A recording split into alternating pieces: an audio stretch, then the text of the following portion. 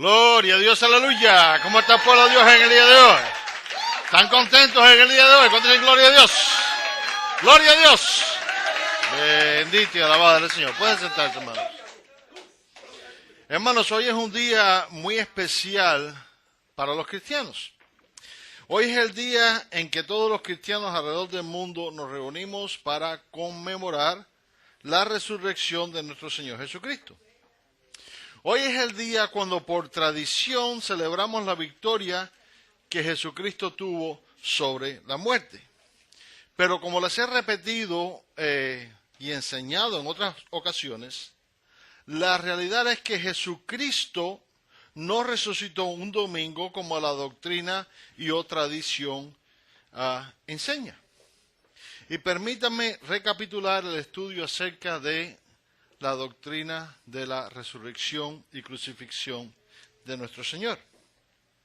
Y según la doctrina popular que fue establecida por la Iglesia Católica, la cual se ha transformado en la tradición que muchos cristianos siguen, Jesucristo fue crucificado y murió un viernes, y de aquí sacan el Viernes Santo, y resucitó el domingo. Ahora, el problema que existe con todo esto es que esta doctrina es fácilmente desmentida con solamente leer la Biblia. Fíjense bien cómo sucedió para que no permitan ser engañados. Y voy a establecer lo que es un día. Amén. Y la Biblia nos enseña que un día se compone de 24 horas. 12 horas de día y 12 horas de noche. Amén. ¿Están conmigo hasta aquí? Jesucristo nos dijo claramente que Él estaría en el corazón de la tierra 3 días y 3 noches. ¿Están conmigo hasta aquí? Así que basándonos estrictamente en la palabra de Dios, esto significa que 3 días es un periodo de ¿qué? De 72 horas, ¿no? 3 por 24, 72. Corríjame alguien si el Common Core dice un número diferente. Pero 3 por 24 es 72, ¿verdad? Bueno, aquí es donde se pone la cosa bastante interesante. Y podemos fácilmente descubrir la herejía que existe en esta tradición. Y digo esto porque una cosa que queda rotundamente establecida en los evangelios es que Jesucristo murió en la cruz alrededor de las 3 de la tarde. ¿Están conmigo? Está rotundamente establecido alrededor de las 3 de la tarde. Entonces, cuando nos basamos estrictamente en la palabra de Dios, con un simple cálculo matemático, nos damos cuenta de la mentira. Y no quiero dedicar mucho tiempo a esto aquí, pero sí necesito que hagamos el cálculo matemático, hermanos, porque esto es una tradición que tiene una raíz muy profunda y que muchas personas siguen engañadas por ella. Amén. Vamos a hacer el simple cálculo matemático para darnos cuenta de la mentira y para que no se nos pueda ¿qué? Engañar. Amén. Ahora, del viernes 3 de la tarde a sábado 3 de la tarde, ¿cuántas horas hay? 24 horas. Del sábado 3 de la tarde al amanecer del domingo, ¿cuántas horas hay? No hay 24 horas, no hay 24 horas. Así que, y el domingo fue cuando encontraron la tumba, ¿qué? Vacía. Así que cuando hacemos la matemática nos damos cuenta que si nos regimos estrictamente por la palabra de Dios, la tradición es una cosa herética, una cosa falsa. ¿Por qué? Porque no cumple con lo que la palabra de Dios nos dice. No es difícil concluir que si el Señor murió un viernes por la tarde y resucitó al amanecer del domingo, lo máximo que pudo haber estado en la tierra fue 1 día y medio. No más de eso. Así que con solo prestar atención a lo que la palabra de Dios nos revela, la herejía pronto queda ¿qué? Descubierta. Y podemos confiadamente afirmar que Jesucristo no murió un viernes y que resucitó un domingo. Ahora, la realidad es que para que se cumpla lo que el Señor nos enseña acerca de su muerte y resurrección, Él tuvo que morir un miércoles a las 3 de la tarde y resucitar el sábado. Escuchen bien, nuevamente esto es algo que podemos fácilmente lograr con un simple cálculo matemático. Fíjense bien, de miércoles 3 de la tarde a jueves 3 de la tarde hay ¿qué? 24 horas. De jueves 3 de la tarde a viernes 3 de la tarde hay ¿cuántas? 24 horas. Así que de viernes 3 de la tarde a sábado 3 de la tarde otras ¿qué? 24 horas. Así que aquí tenemos 3 días y 3 noches. 72 horas completas. Y eso fue exactamente lo que el Señor nos dijo, que Él estaría en el corazón de la tierra 3 días y 3 noches. Amén. Así que dile a la persona que tienes a tu lado, Jesucristo cumple su palabra. ¿Qué les estoy diciendo con esto, hermano? Lo que les estoy diciendo es que hoy no es el día de resurrección. Hoy no es, despierta que tienes al lado, oye, te equivocaste, hoy no es el día de resurrección. Hoy no es el día de resurrección, hermanos. En un día como hoy, el primer día de la semana, las mujeres que se dirigieron al sepulcro comprobaron que Jesucristo había resucitado, había cumplido con su palabra. Pero no que había resucitado unas horas antes, unos minutos antes. Amén. Bueno, hasta aquí la recapitulación acerca de la falsa doctrina y tradición seguida por muchos acerca de la resurrección del Señor. Porque como hemos podido entender, hoy no es el día de resurrección, sino que hoy es el día ¿de qué? De confirmación. Porque ellas confirmaron de que Jesucristo había resucitado. Amén.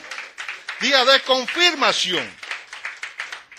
Pero como les dije al inicio, la predicación de hoy no es para enfocar la doctrina establecida por hombres, sino que es para enfocarnos en las señales que el Señor hizo en la cruz y lo que representan estas señales para nosotros hoy en día.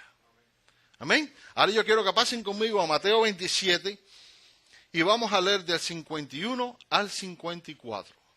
Vamos a ver las señales que Jesús hizo en la cruz y el significado que tiene para nosotros hoy en día. Mateo 27, del 51 al 54. Amén. Y la palabra de Dios nos dice así. Y he aquí el velo del templo se rasgó en dos de arriba a abajo, y la tierra tembló, y las rocas se partieron. Y se abrieron los sepulcros, y muchos cuerpos de santos que habían dormido se levantaron. Y saliendo de los sepulcros, después de la resurrección de él, vinieron a la santa ciudad y aparecieron a muchos. El centurión y los que estaban con él guardando a Jesús, visto el terremoto y las cosas que habían sido hechas, temieron en gran manera y dijeron, verdaderamente, este era el Hijo de Dios. ¿Cuántos dicen gloria a Dios? ¡Gloria a Dios! Ahora bien, como les indiqué en la predicación de la semana pasada, el Señor había hecho grandes prodigios y señales durante su ministerio. Él había sanado a los ciegos, a los leprosos, había liberado a endemoniados y había resucitado a Lázaro después de 4 días de muerte. Y la realidad es que los milagros y señales que él había hecho impactaron grandemente al pueblo de ese entonces, y todo esto quedó grabado completamente en la Biblia. Pero las señales que él hizo en la cruz son las que quizás más nos impacten a nosotros en la actualidad. Y es exactamente por eso que yo deseo que hoy nos concentremos en esto, en las señales que él hizo en la cruz. ¿Qué señales hizo Jesús en la cruz que nos han impactado a nosotros de gran manera? La primera señal que Jesús hizo en la cruz al morir, y es la que nos impacta mayormente a cada uno de nosotros que estamos aquí, la encontramos aquí cuando leemos. Y he aquí el velo del templo se rasgó en dos, de arriba a abajo. Dile que tienes al lado, de arriba a abajo. Y quizás algunos no entiendan la profundidad de esta señal. Así que para que entiendan bien el punto principal de esta señal, debemos detenernos aquí por un breve momento para analizar el velo del templo. Y según los historiadores, el velo del templo tenía aproximadamente unos 65 pies de altura. Escuchen bien, 65 pies de altura. Y tenía un espesor, o sea, un grueso de 4 pulgadas. Así que estamos hablando de una tela bien grande y bien ancha. Amén. Así que como podemos apreciar, el velo era algo grande y pesado. Y según algunos eruditos de la palabra, para poder enrollar el velo se necesitaba alrededor de 70 hombres. En otro lugar leí que se necesitaban 300 para descolgarlo. ¿Amén? Y se dice que el historiador Josefo dijo que 2 caballos atados a cada lado no podían romperlo. Sin embargo, al morir Jesús, el velo del templo se rasgó en 2, de arriba a abajo, sin que nadie lo tocara. Dile a la persona que tienes a tu lado, de arriba a abajo. Es importante que notemos esto. El que tiene atrás dice, oye, es de arriba a abajo la cosa. ¿Qué significado tiene esto para mí, pastor? Hermanos, este hecho contiene 2 grandes significados para nosotros. Primero, el hecho de que el velo se rasgó de arriba abajo nos permite claramente entender que esto fue no hecho por el hombre, sino que fue hecho por Dios. Ya que, como les acabo de decir, el velo medía unos 65 pies de altura. 65 pies. Esto significa que si unos hombres fueran a hacer esto, necesitaban construir un andamio de por lo menos 70 pies de altura. Amén. Y entonces, de alguna manera, poder rasgar el velo en el medio. Pónganse a pensar en esto. Y el velo medía, ¿qué? 4 pulgadas de espesor. Así que podemos confiadamente concluir que de la única manera que este velo fue rasgado fue, ¿por qué? Por la mano de Dios. Y esto es algo que se hace evidente cuando leemos que fue rasgado, ¿qué? De arriba a abajo. ¿Cuál es el simbolismo de aquí? Del cielo a la tierra.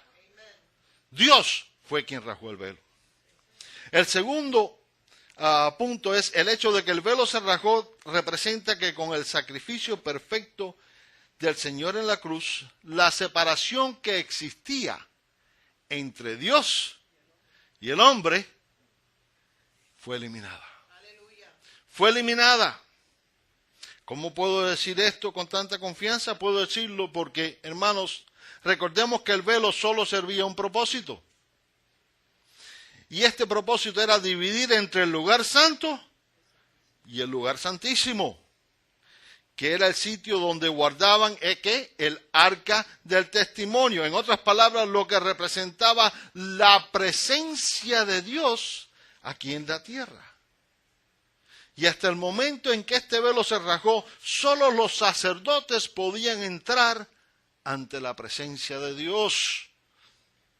Pero ahora, después de ese sacrificio perfecto en la cruz, todos aquí tenemos derecho de entrar ante la presencia de Dios. Todos. El rasgamiento del velo hizo posible que todo creyente entre directamente a la presencia de Dios. Así que despiertes a que tienes a tu lado y dile, oye, Jesús nos abrió la puerta. El que tiene atrás no se ha enterado, dile, Jesús nos abrió la puerta al cielo.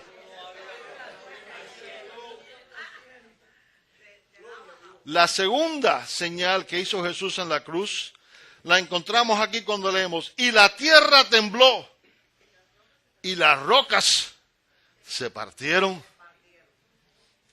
Hermanos, al Cristo entregar su espíritu en la cruz, la misma tierra dio testimonio de su verdadera identidad. La tierra tembló. La tierra reconoció su verdadera identidad.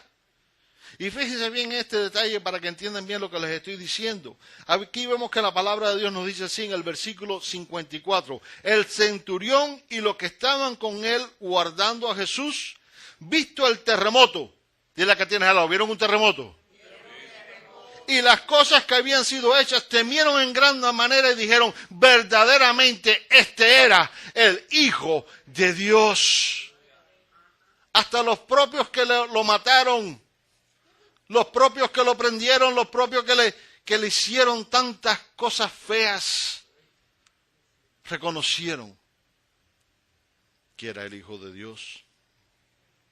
¿Qué significado tiene esto para nosotros? El significado que esto tiene para nosotros es que en el momento de la muerte de Jesús en la cruz, Dios habló.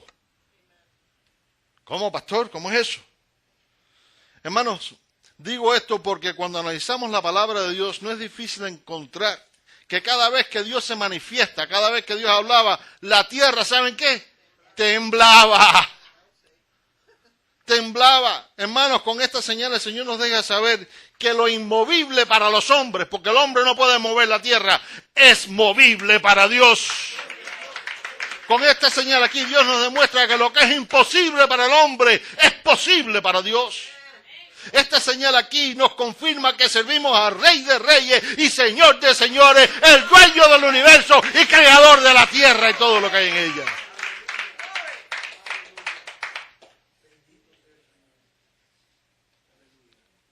Dos señales poderosas. Pero aquí viene otra más. Dice los versículos 52 al 53. Y se abrieron los sepulcros. Dile que tienes al lado, se abrieron los sepulcros. Y muchos cuerpos de santos que habían dormido se levantaron. Y saliendo de los sepulcros después de la resurrección de él, vinieron a la santa ciudad y aparecieron a muchos. Ahora, como podemos ver, después de la resurrección del Señor, hubo la resurrección de muchos que habían muerto. Y la realidad es que no sabemos mucho más acerca de este evento que podamos afirmar, ya que los nombres o la cantidad de personas que resucitaron no es revelado en la Biblia. Pero de lo que sí podemos estar seguros es que, según está escrito, así sucedió. ¿Por qué? Porque la palabra de Dios no miente. Así que como podemos ver aquí, estas personas regresaron a Jerusalén, ¿para qué? Para que no quedase duda en la mente de las personas de que Cristo es el Mesías, de que Cristo es el Rey de Reyes, de que Cristo tiene potestad sobre la vida y sobre la muerte, de que Cristo era quien él clamaba ser. ¿Qué nos demuestra esto a nosotros? Esto nos demuestra que Jesucristo es el Hijo de Dios. Fíjense que no dije era, dije es el Hijo de Dios. El centurión dijo era, porque para él había muerto. Pero Jesucristo no está muerto, Jesucristo está vivo y Él está aquí entre nosotros en este mismo momento. Así que despierta que tienes atrás de hoy, Jesucristo es Dios. Hermanos, esto nos garantiza que algún día resucitaremos tal como Él nos dice en su palabra. Continuando, vemos que la palabra de Dios nos dice que todos los que estuvieron presentes en el momento de la muerte de Jesús en la cruz temieron en gran manera y dijeron verdaderamente este era el Hijo de Dios. Y es exactamente a Él a quien nosotros honramos y alabamos y bendecimos en el día de hoy. Hoy nos reunimos aquí como su pueblo para darle gracias por ese sacrificio perfecto, para darle gracias por morir en esa cruz, por ti y por mí, por pecadores no merecedores. Y estamos aquí para darle gracias a Él. En Hebreos 7, del 26 al 27, encontramos que la palabra de Dios nos dice así, les voy a leer de la Nueva Versión Internacional. Dice, nos convenía tener un sumo sacerdote así. Fíjate, nos convenía tener un sumo sacerdote así.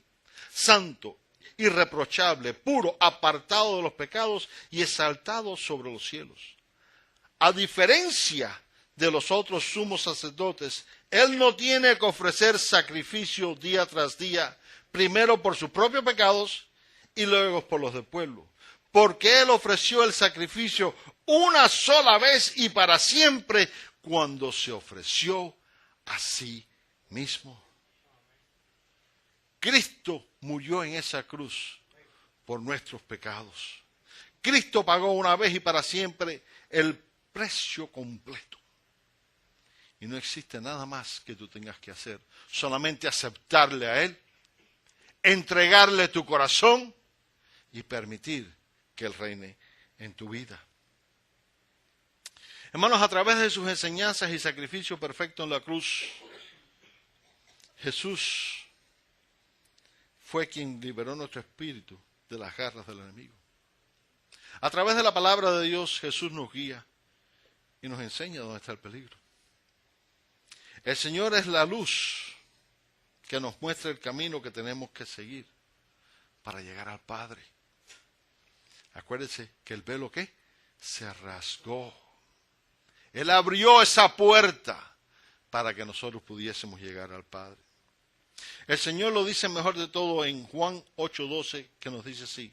Otra vez Jesús les habló diciendo, yo soy la luz del mundo, y el que me sigue no andará en tinieblas, sino que tendrá la luz de la vida.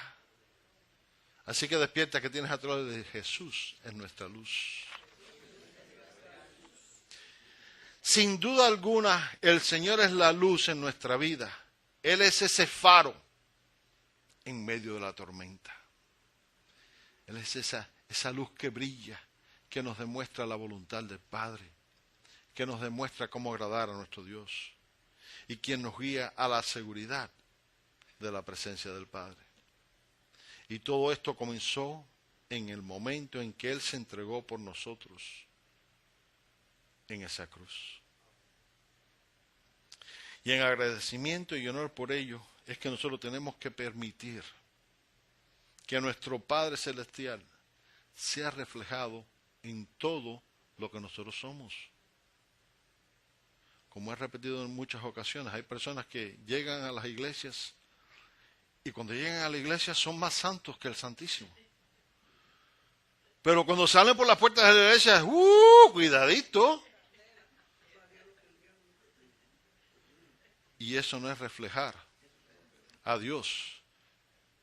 ¿Y saben qué? Todas esas personas solamente se están engañando a sí mismos. Porque Dios no puede ser burlado. Dios no puede ser burlado. Dios está presente en todo lugar, en toda situación. Y sabe exactamente lo que hacemos. La realidad es que existió un tiempo cuando no andábamos en la luz.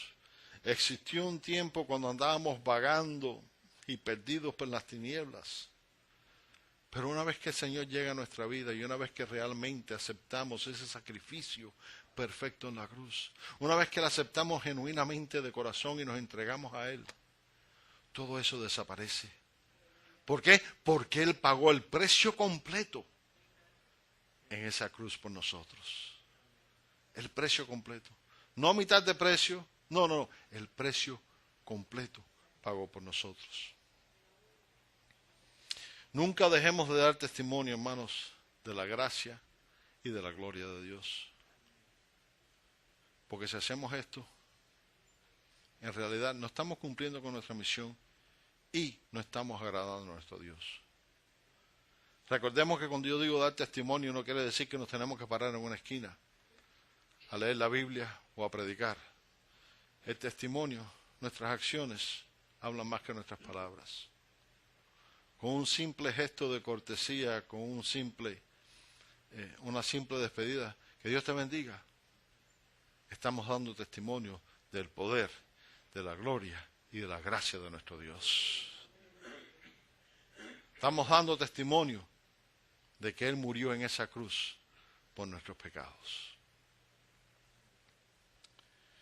Con esto voy a concluir. Como les expliqué al inicio, hoy no celebramos el Domingo de Resurrección como ha sido enseñado y establecido. Dile que te al lado, hoy no es Domingo de Resurrección. El Viernes Santo no existe. Yo no lo encuentro en la Biblia. ¿Cuántos comieron pescado el Viernes Santo?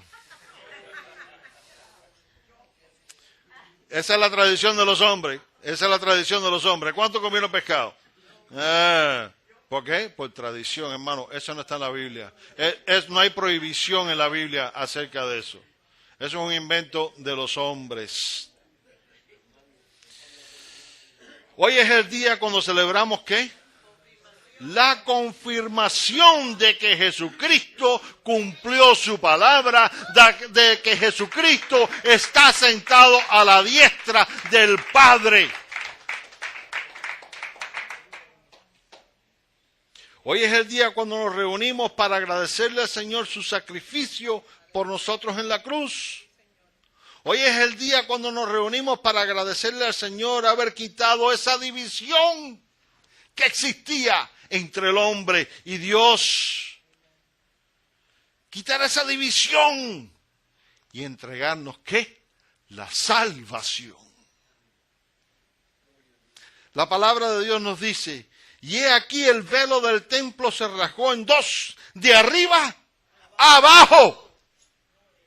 Y la tierra tembló y las rocas se partieron. Y yo digo ahora, ¿cuántos aquí pueden ahora levantar un grito de júbilo conmigo y decir: gracias, Señor, por tu presencia en mi vida? Gracias, Señor, por tu gracia. Porque, hermanos, esto es lo que nosotros tenemos que estar agradecidos a Dios en todo momento. Darle gracias por haber llegado a nosotros. Darle gracias por haber quitado ese velo que nos dividía de Dios. Darle gracias por su gracia, porque solo a través de su sacrificio obtuvimos nosotros la salvación de la que nos gozamos en el día de hoy. ¿Cuántos dicen gracias, Señor? ¡Gracias, Señor!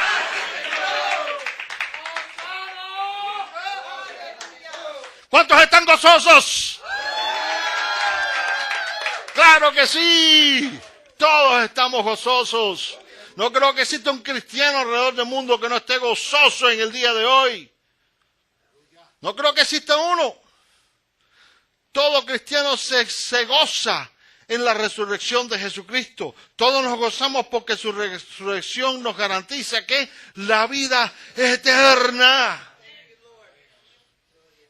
Pero ahora queda una pregunta.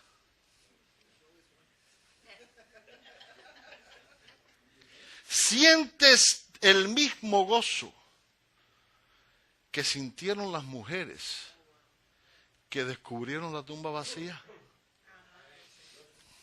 Vamos a ver. En Mateo 28:8 nos dice lo siguiente: entonces ellas, saliendo del sepulcro con temor y gran gozo, fíjense que no dice gozo, dice que gran gozo, era bastante la cosa, ¿no? Y gran gozo, fueron corriendo a dar las nuevas a sus discípulos. Despierta que tienes a tu lado. Oye, salieron corriendo y gozándose.